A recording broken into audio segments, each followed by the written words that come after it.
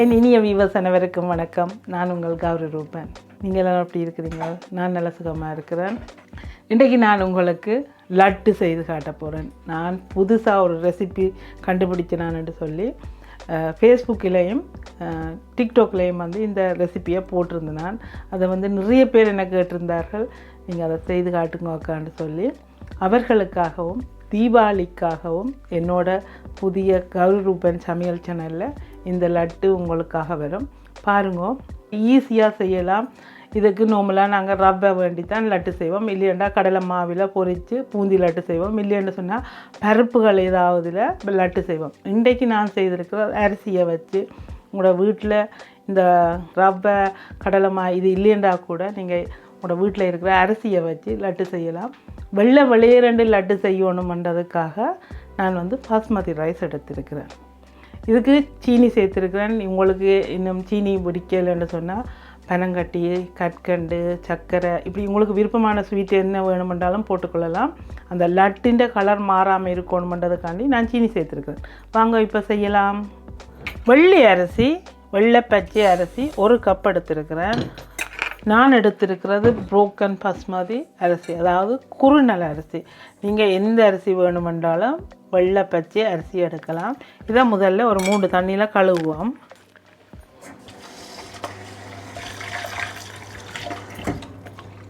நல்லா தேய்ச்சி கழுவினா ஊற்றையெல்லாம் போகணும். கல் இருக்குதோண்டு செக் பண்ணி கொள்ளுங்க. ஆனால் நான் எடுத்த இந்த அரிசியில் கல் இல்லை. நான் இது நார்மலாக மாற்றிருக்கிறதுக்காகவே இந்த அரிசியை எடுத்து வச்சிருக்கிறேன். இப்போ இந்த அரிசியை நல்லா கழுவி தண்ணியை ஒட்ட வடிக்கணும்.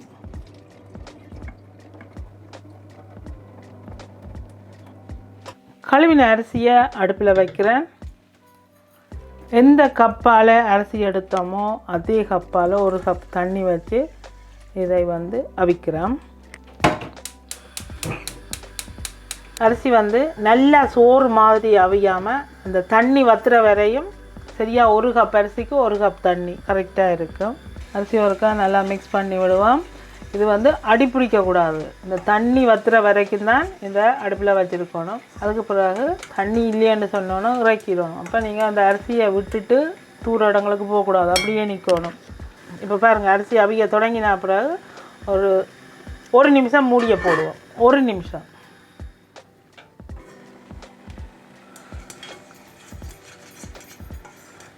நெருப்பை நல்லா அரிக்கக்கூடாது.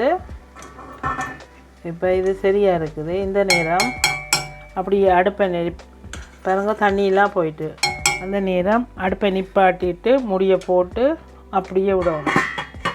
அரிசி அவிஞ்ச பாதி அவியாத பாதி இருக்கணும். இந்த அரிசி இப்போ பாருங்க, அப்படியே மூடி விட்டால் அப்படியே கட்டியாக இறுகி போயிடும். அதை ஒரு துணியிலையோ அல்லது இப்படி நான் பேக்கிங் சீட்டில் போட்டு நல்லா கிளறி ஆற விடணும். இதை நல்லா காய வைக்கணும். அரிசி நல்லா, அதாவது சோறு அவிச்ச சோறு அரைப்பதத்தில் இருக்குது. இது காஞ்சி வரணும் நல்லா.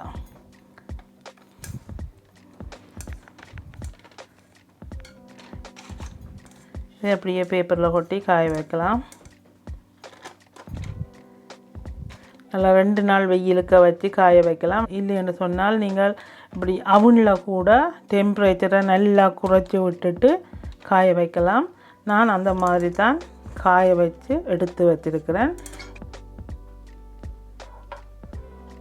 இப்போ அரிசி நல்லா காஞ்சு, இது நாங்கள் அவிச்ச அரிசி, அதாவது சோறு அரைப்பத சோறு. இது நல்லா காய வச்சு மொறுண்டு ஆக்கி வச்சுருக்கேன். பாருங்கள், நல்லா காஞ்சிட்டது. நான் இதை வெயிலில் வைக்காமல் அவனில் ஸ்லோவாக டெம்பரேச்சரை வச்சு ஒரு நிறைய நேரம் எடுத்தது. எனக்கு ஒரு 2-3 மணித்தியாலும் எடுத்தது. இது நல்லா காஞ்சி வரத்துக்கு. அரிசி நல்லா பொரிஞ்சு வறுபற்றக்கூடாது. லைட்டான வெயிலின் சூட்டில் அந்த அளவு டெம்பரேச்சர் வச்சு தான் நான் இதை வச்சு காய வச்சிடறேன். 120 டிகிரியில் கிட்டத்தட்ட 3-4 மணித்தியாலும் இதை காய வச்சினேன். இப்போ இதை மினி மில்லிலே அரைக்க போகிறேன். நீங்கள் மினி மில்லிலேன்னு சொன்னால் மிக்சியில் கூட அரைக்கலாம். ஏனென்று சொன்னால் என்னட்ட மிக்சி வந்து இப்பொழுது வெட்டாக இருக்கிறதால நான் வந்து மினி மில்லே அரைக்கிறேன். அடுத்தது ஒரு முக்கியமான விஷயம் என்னென்னு சொன்னால், இதை வந்து நல்ல பவுடர் ஆக்கிடக்கூடாது, கொஞ்சம் குருணியாக அடிக்கணும், கிட்டத்தட்ட ரவை மாதிரி இருக்கணும், அந்த அளவுக்கு இந்த அரிசியை அடிக்கணும். மினி மில் வந்து நான் ஆல்ரெடி அரிசிமா அரைச்சபடியே இருக்கிறது, அதனால் நான் திரும்பவும் அரிசியை போட்டு அரைக்கலாம். இப்போ அரைப்பதத்தில் சோறு சமைச்சு அதை காய வச்சு வச்சுருக்கலாம். இப்போ அதை எடுத்து நான் பவுடர் பண்ணுறேன்.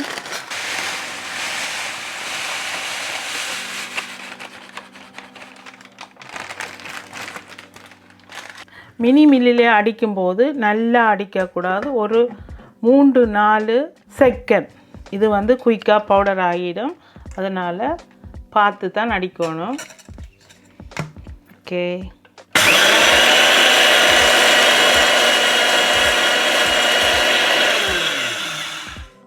அவ்வளோதான். திறந்து பார்ப்போம் அப்படி இருக்குதாண்டு. அடிபடாட்டிக்கு மறுபடியும் அடிக்கலாம், நல்ல பவுடராக அடிக்கும். ஐயோடா, வெரி நைஸ். இன்னும் கொஞ்சம் இருக்குது, பெரிய பெரிய குருணியாக இருக்குது, அதனால் இன்னும் கொஞ்சம் அடிக்கலாம். இன்னும் ஒரு 5 செகண்டுக்கு.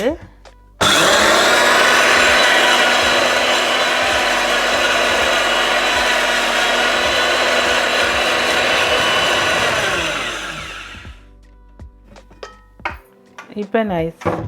இப்போ நல்லா அடிபடாமல் குருணியாக அடிபட்டு இருக்குது. ஓகே, இது சரியான பதம். இப்போ இதை இறக்கி அரைச்சதை இப்போ நான் மினி மில்லிலேருந்து எடுக்கிறேன்.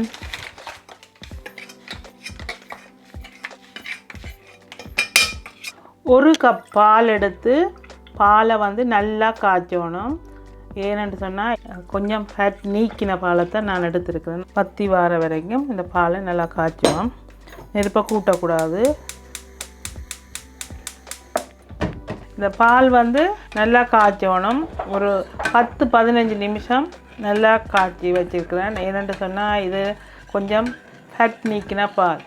இப்போ 2 மேசக்கரண்டி இப்படி குவிச்ச மாதிரி எடுக்கிறேன். நெய் கொஞ்சம் கூட குறைய இருந்தாலும் பரவாயில்லை, கிட்டத்தட்ட ஒரு அரை கப்புக்கும் 1/4 கப்புக்கும் இடைப்பட்ட அளவில் ஒரு 3/4 கப் அளவு நெய் கண்டிப்பாக தேவை. 2 மேசைக்கரண்டி நெய். இந்த நெய்யில் ஒரு கையளவு காய்ச்சி எடுத்து கட் பண்ணி வச்சுக்கேன். உங்களுக்கு கூட குறைய இருந்தாலும் பரவாயில்லை, கொஞ்சம் நிறைய இருந்தால் தான் லட்டுக்கு நல்லா இருக்கும். அதை போட்டு இந்த நெய்யில் பொரிக்கிறேன். அதோட அதே அளவு முந்திரிய வத்தல், காஞ்ச முந்திரிய வத்தல், அதையும் ஒரு கையெடுத்து அதை சேர்த்து நெய்யிலை பொரித்து வச்சுக்கொள்ளுவோம்.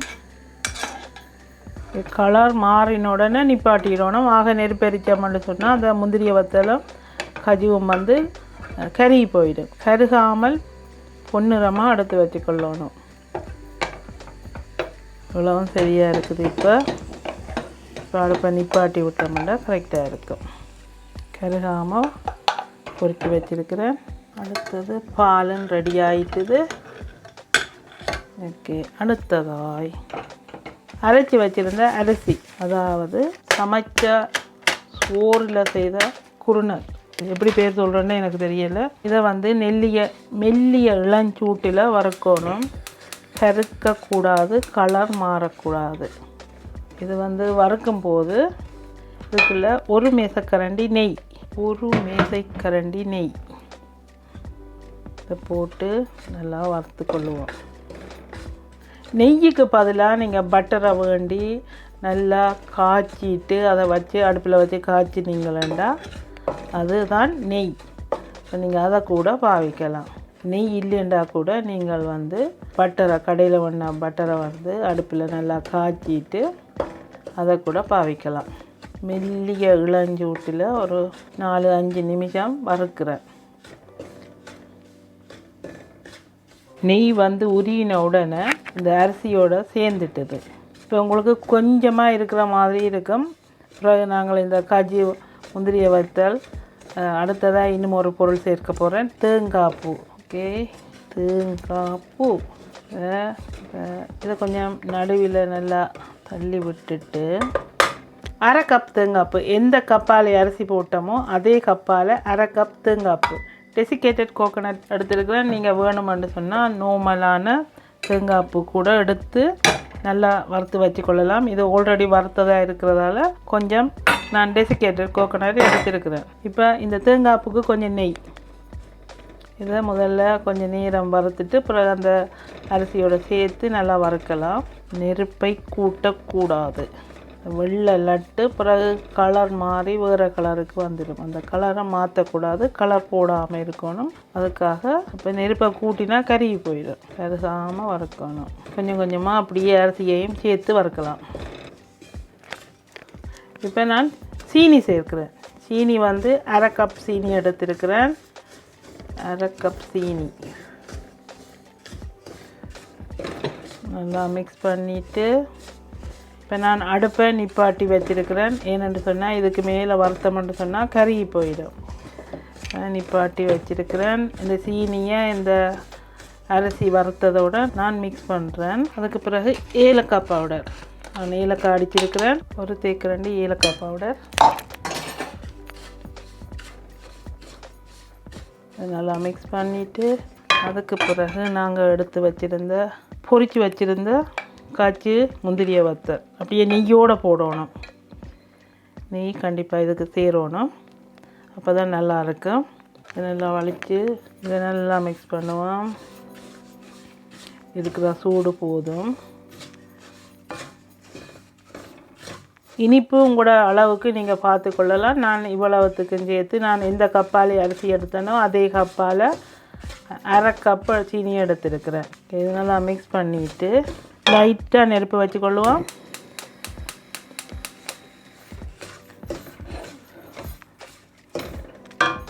நாங்கள் காய்ச்சி வச்சுருந்த பாலை கொஞ்சமாக இதுக்குள்ளே சேர்த்துறேன்.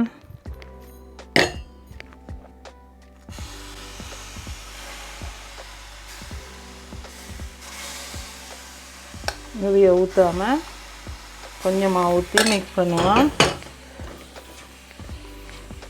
இப்போ அடுப்பை நிப்பாட்டி விடுறேன். இருக்கிற சூடு போதும். பாலும் சூடாகி கொண்டே இருக்கிறதால இனி சூடு தேவையில்லை. இன்னும் கொஞ்சம் பால்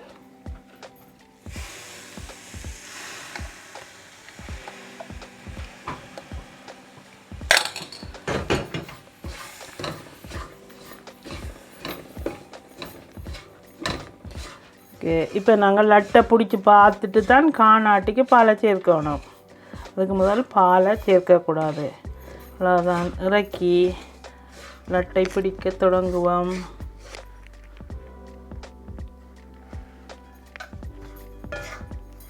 இப்போ இது சரியாக சுடும். ஒரு 5 நிமிஷம் இருக்கட்டும், அதுக்கு பிறகு பிடிக்கலாம். இங்கே என்னோடய கற்பூரவள்ளி செடியை பாருங்கள் எந்தளவு பெருசாக இருக்குதுன்னு சொல்லி. இதில் இப்படி நிறைய இலையால் இருந்தது. எல்லா இலையும் பிடுங்கி நான் சாப்பிட்டுட்டேன். ஒரு இலையை உடைச்சிருக்கேன் பாருங்கள், இந்தளவு பெரிய இலையாண்டு. இந்த கையிலும் கூட பெருசாக இருக்குது. இதை கழுவிட்டு இது வந்து ஒரிகானா, உங்களுக்கு தெரியுமோ தெரியல, பீஸாவுக்கு சேர்க்கிறது இதுதான் ஒரிகானா. இது டொமினிக்கன் ஒரிகானோன்னு சொல்லுவேன். இதை நான் முதல்ல காய வச்சு பீஸாவில் சேர்த்துருக்குறேன். எங்களோட ஊரில் உங்களுக்கு தெரியும், சின்ன பிள்ளைகளுக்கு சளி பிடிச்சதுன்னு சொன்னால் எல்லா அம்மாக்களும் இந்த சாறு எடுத்து பிழிஞ்சு பிள்ளைகளுக்கு கொடுக்குறது. எங்களுக்கு கொஞ்சம் தொண்டை ஹரஹராண்டு இருந்தால் தடிமன் இருந்தாலும் நான் இதை கழுவிட்டு அப்படியே சாப்பிடுவேன். எப்படி சாப்பிட்றேன்னு பாருங்கள். இதை கழுவிட்டேன். ஓகே, இதை அப்படியே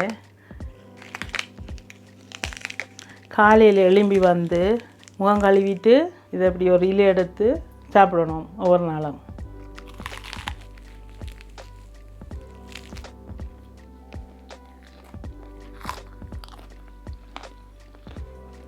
முதல்ல லட்டு பிடிக்கிறதுக்கு முதல் இதுக்கு வந்து நாங்கள் போட்ட இனிப்பின் அளவு காணுமோண்டு பார்க்கணும், என்ன மாதிரி டேஸ்ட் இருக்குதுன்ட்டு. அப்புறம் பிடிச்சி முடிஞ்ச பிறகு சீனி காணாட்டிக்கு போட இயலாது. அப்போ முதல்ல ஒரு சின்னதாக குட்டியாக ஒன்று பிடிச்சி நான் சாப்பிட்டு பார்க்க போகிறேன்.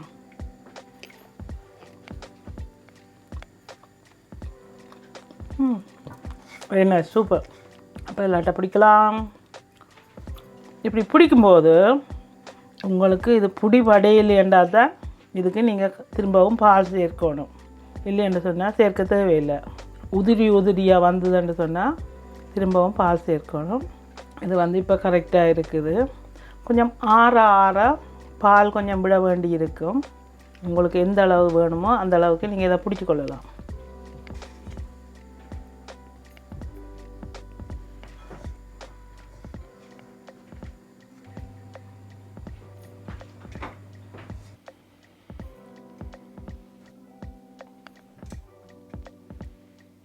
இருபது லட்டு வந்திருக்குது. நான் போட்ட அந்த ஒரு கப் வந்து இந்த கப்பால் போட்டிருக்கிறேன். கிட்டத்தட்ட 20 லட்டு. மற்றது நீங்கள் பிடிக்கிற அளவில் தான் உங்களுக்கு லட்டு கிடைக்கும். கண்டிப்பாக நீங்கள் எல்லோரும் செய்து சாப்பிடணும். சூப்பரான ஒரு லட்டு. எப்போ வேணுமென்றாலும் நீங்கள் இந்த லட்டு செய்யலாம். கூட வீட்டில் நடக்கிற விசேஷங்களுக்கு கூட இந்த லட்டை ஈஸியாக செய்திடலாம். அடுத்தது ஒரு விஷயம், இந்த லட்டை வந்து கிட்டத்தட்ட நீங்கள் ஒரு 2-3 மாதம் வரையும் வச்சு சாப்பிடலாம். நார்மலாக நீங்கள் ஒரு லட்டு ரவா லட்டு செய்தால் எவ்வளோ நாளைக்கு வச்சுருப்பீங்களோ அதே மாதிரி இந்த லட்டையும் வச்சு சாப்பிடலாம். கண்டிப்பாக எல்லோரும் நினைக்கிறது அதுதான், நீண்ட நாட்களுக்கு வச்சு சாப்பிடலாமோ என்று யோசிப்பீங்க. கவலைப்பட தேவையில்லை. இந்த லட்டு நீங்கள் கிட்டத்தட்ட ஒரு 3 மாதம் வரையும் வச்சு சாப்பிடலாம். ஓகே, நானும் லட்டு பிடிச்சி முடியுது.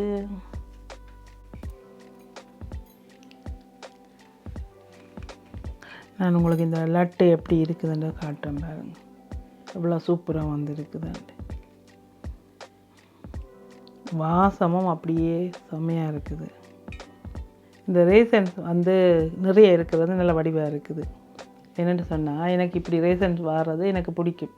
இனிப்பு ஆனால் புளிக்கிற மாதிரி இருந்தால் நல்லா இருக்காது. இப்போ நான் செய்த அரிசி லட்டை உங்களுக்கு சாப்பிட்டு காட்டுறேன். சாப்பிட்றதுக்கு முதல் வாய் ஊறுது. எனக்கு லட்டு பிடிக்கும்.